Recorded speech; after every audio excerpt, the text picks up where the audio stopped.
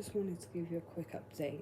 So I'm 35% of the way through People We Meet on Vacation, and I'm seriously not loving it the way I did Beach Read.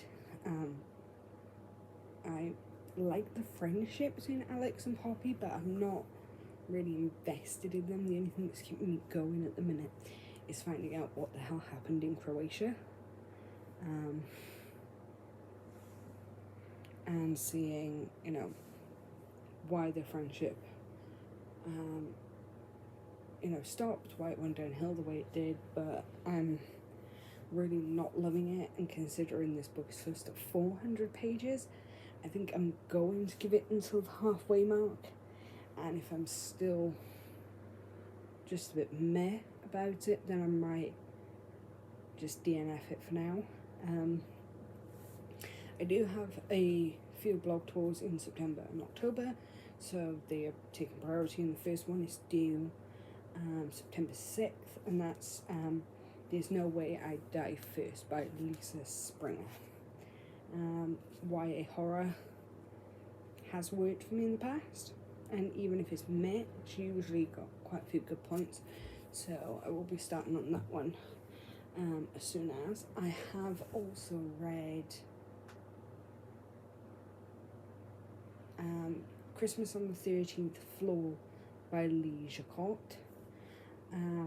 Yes, it was a Christmas book, but I just wanted something quick and smutty and romancy, and that's what I read. And then I read a collection of poetry, You Took the Last Bus Home by Brian Bilston. Really didn't enjoy that. Poetry is something that 9 out of 10 times doesn't work for me, but it was part of the Goodreads reading challenge, so there's that. So yeah, I'm gonna give People We Meet on Vacation to the halfway mark, and then I'm gonna DNF it. I'm probably not gonna start There's No Way I Die First until I get the audiobook, which is the day before the blog tour, purely because audiobooks like these tend to only be about 8-9 hours long, and I listen to it on 2.5 speed, so usually I can finish them in about 3-4 hours, so that's something I can definitely do. So tomorrow I'm going to continue People We Meet on Vacation, see if I end up DNFing that or not. If I do, we are going to re-roll for the Major Arcana, and see what comes next. I did buy 2 new books the other day. I bought Icebreaker by Hannah Grace and The Spanish Love Deception, because they were both in Tesco's for £10 for the pair, so I had to have those. And yeah, even though August turned out to be a pretty good reading month, it was patchy. Like, I'd have a week where I'd read a lot of books, and then I'd have a week where I'd read virtually nothing. So I'm aiming to get back in more of a groove in September in preparation for spooky season, which is where a lot of my horror and dark fantasy and stuff is going to be read, is in October. So yeah, that's just a brief update for now, but tomorrow is the 1st of September and the start of a new weekly reading vlog, if I can remember to film, because the last week's been atrocious. 3 weeks before that was decent, but last week was awful, but I'm aiming to do better. So yeah, I will check in with you tomorrow at some point and let you know how I got on. Situation we're in right now, but I have decided at 35% to temporarily put down People We Meet on Vacation, because I'm just really not feeling it. Not in the same way I did with Beach Read. Beach Read immediately hooked me. I really like the characters, I like the dynamic. And yeah, I really like that sort of, not enemies, but like rivals to lovers. And the whole premise of that was amazing. My new Harry Potter mug. I'm just not feeling it with people in the occupation. Like, there's a lot of pre-established history that we're having to learn through these flashback chapters, which I'm really not enjoying. There's not a lot happening in the present. So yeah, because of that, as soon as the website wants to load, we are re-spinning for 2 new reads for the Major Arcana. Because Grade 5 survived and temporarily DNF'd people on vacation. So that's round 2 done. So we're going into round 3 now. I just picked up some more new books yet again today. I picked up another one by Alexandra Potter, and I picked up A Million Kisses in Your Lifetime. It's time for a master. So I spent £20 on 4 books in the past 2 days. Bargain. So yeah, I'm just waiting for the websites to load, and then we can re-roll. I'm hoping for at least one romancy-ish plot, because I have picked up several romances, several contemporaries, cozy thrillers. So I'm hoping to fulfill a prompt some of that. If I could also get one that fits Malice by John Green, that would be really helpful, because I was supposed to read this in August and I read this much.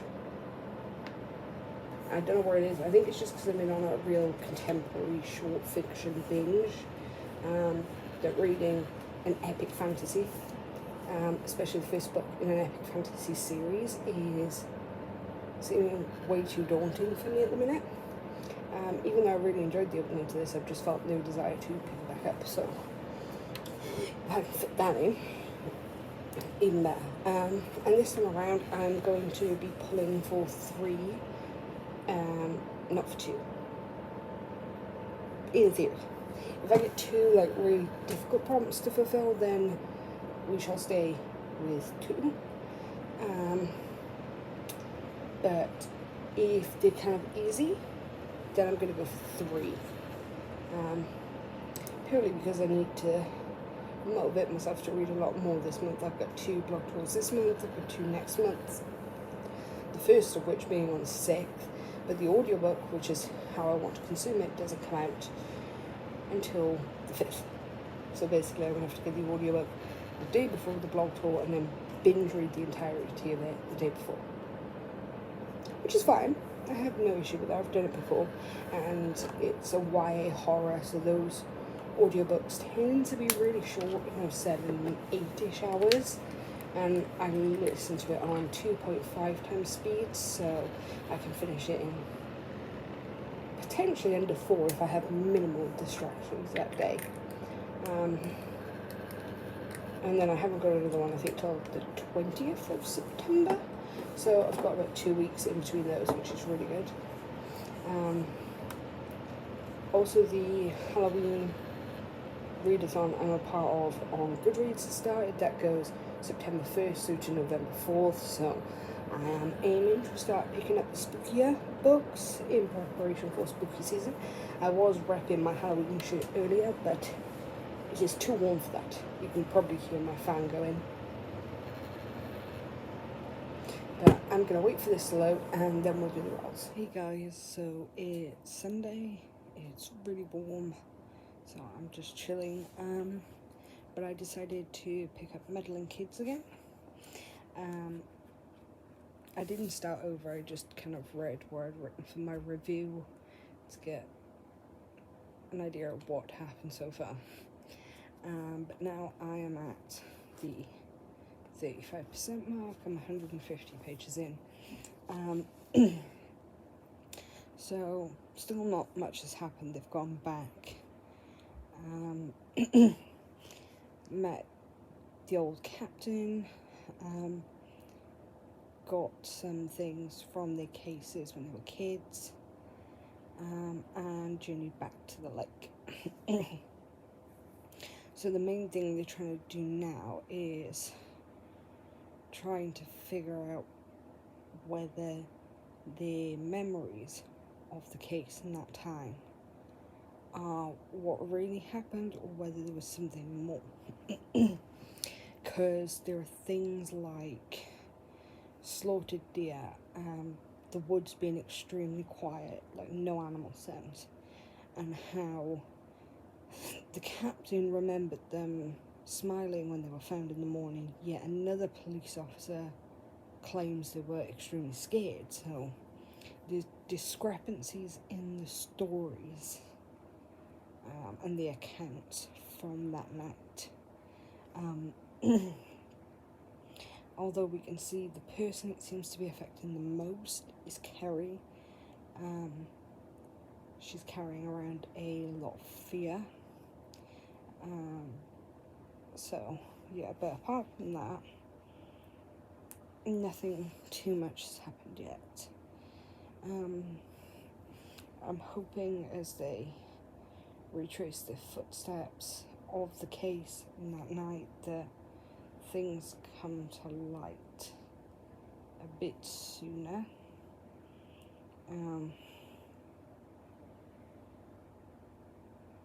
Because the back does mention many tentacled interdimensional demon spawn.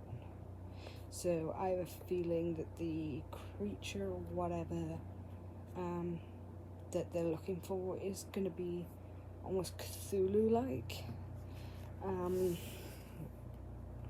So I'm not sure when it's going to pick up, but I'm hoping by about the halfway mark or just after,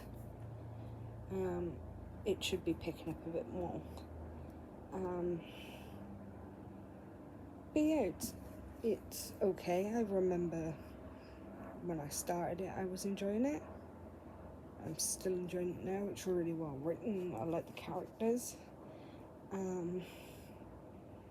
But yeah, nothing much seems to be happening in the way of plot right now. But I am going to persevere. I've only got about 3 hours left in the audiobook. So I'm just going to chill here in my bed and continue reading. I'll check back in a bit. Hey guys, so I am now halfway through Meddling Kids. And actually we've just got some really interesting information as to what might happen in this second half. So basically, they kill one of these lake creatures, and it turns out, yes, they are actual monsters, not men in costumes, and that what these kids saw that like mentally screwed them up was real. They also learned that night, 13 years before, when they caught Wixley, Nate did something incredibly stupid, not knowing what he was doing, but he does now. So it turns out that these creatures are also called the first settlers by the Walla Walla tribe. And they are the spawn, the protectors of a ancient Cthulhu-like god called Thagoa. And basically, this god is waiting to be summoned, and it turns out that Damien DeBowen, who was one of the original founders of the town, who during the gold rush, founded the gold mine, etc., etc. But he was also a sorcerer and necromancer, dabbled in the dark arts. And his granddaughter firmly believes that her father, who may or may not have been her grandfather, it's unclear whether Damien DeBowen actually died and became Daniel. Like, it's unclear whether Daniel is Damien's son and Damien is dead, or whether Damien was sort of immortal and left because he was getting too old and then reappeared as Daniel. That's not very clear, but Daniel's daughter, who would be Damien's granddaughter, is 100% sure that her father was a necromancer and was summoning things and talking to them. When the kids stormed the house 13 years before, Nate ended up exploring the attic, where he found Daniel / Damien's laboratory, and there was a pentacle set up with things inside of it, with an urn inside of it, and a book which he later learned was the Necronomicon, open to a specific page. Nate, being a young child, reads aloud from this book, summons something, doesn't stick around to find out what it is, but we assume it is the spirit of Damien / Daniel DeBowen, who called the creatures to try and deal with the children. The children ended up being rescued, and rumours of these creatures have persisted since the 50s, which would time exactly with Daniel DeBowen's death. So now I have a funny feeling, even though they've killed one of these creatures and they're learning about them, etc., I think they're going to have to deal with a lot more of them, and potentially a Cthulhu-like entity. And if this entity is anything like Cthulhu, it's going to drive them mad just to be in its presence. Being as we can already tell from their encounter with the spawn of the Goa that it is incredibly hard for the human brains to comprehend what this creature is, and that is only the spawn of this god, not the god itself. So I have a funny feeling this in the second half, or the first half has been like detective, mystery, psychological. The second half is going to become quite Lovecraftian in style. So I don't know how that's going to play out, but I am interested to see. And even though I put this book down months ago, I'm really back into it. I'm really invested now. I should be able to finish it today. I only got like 2 hours left in the audiobook now, so I should definitely be able to finish this today.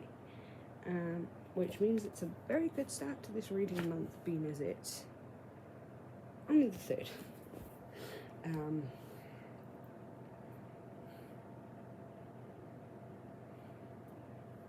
So yeah, I'm gonna keep reading, and I'll check back in with you about the 3/4 mark and let you know how I'm feeling as it gears up for the climax. Hey guys, so I am now almost 3/4 the way through Meddling Kids, and I really have to say, if you can put up with the kind of slow first half, this second half is really making up for it. So they've retraced their location now. They know these creatures that they refer to as the Weezers are coming from underground somehow. So retracing their steps from 13 years ago, they go back to the mines and go down. And as they go down, they realize that once you hit certain depth, the air is very CO2 rich, which for humans would kill them. But it seems that these creatures breathe CO2, and it's not a fog that they were seeing when they encountered them by the lake. It's CO2 rising from underground that allows the creatures to come up. And basically they end up running into a whole horde of these Weezers, and chaos ensues and them trying to get out. There's shotgun going off constantly, there's a stick of dynamite that blows up. More than once, one of them almost takes a tumble down a decrepit mine shaft, and yeah, it's absolutely crazy, but they do make it out, taking the route back to DeBoyne Manor on the Isle, ending up in the attic where they realise something, or Nate does anyway, that one of the translations from the Necronomicon mentions an avatar, which is basically sort of someone who's been possessed or taken over by a certain being or god. And it mentions that once an avatar has been polluted by this being, it can't return to any other former life. As an old friend Joey comes to pick them up off the owl, Andy and Nate see someone in the attic they were just in. And this is presumably the person that has been leaving them the notes and wanted them to potentially die there. But they've escaped. Nate now has his hand on the grimoire and the spells from the underground cabin, even though he has a nasty habit of reading these things aloud and causing a lot of problems. But they seem to have a much better idea of what they're actually going up against in terms of the Weezers, but they have no idea what being or God controls these Weezers, and I think that's coming soon. So I think what this is going to be, this kind of section is going to be them, well, Nate in particular, going through the grimoire, finding out what they're actually going up against, and then this will be the final standoff.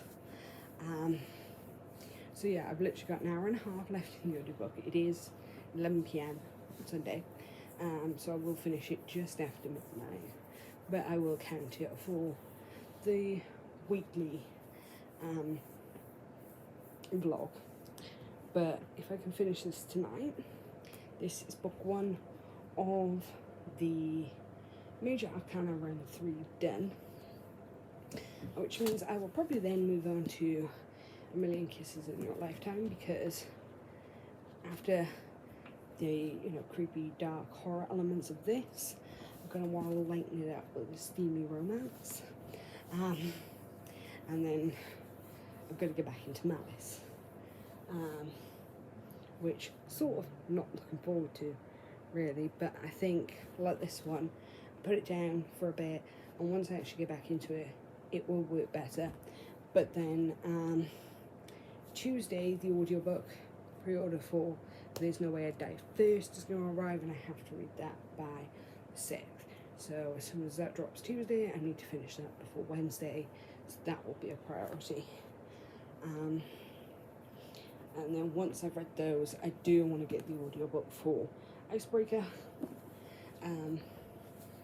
So yeah, that's what I'm planning to do. So I am going to go back to Meddling Kids. I don't think I have that much left. I'm on page 285, and there is 442. So I've got about 150, 160-ish pages left. So this is going to be no trouble at all for me to finish tonight. But I will probably check in now when I've actually finished and give you my final thoughts and rating. So I'll see you later, guys. So I finished Meddling Kids last night. Ended up giving it 5 stars. The second half was action-packed, slightly gory, really big on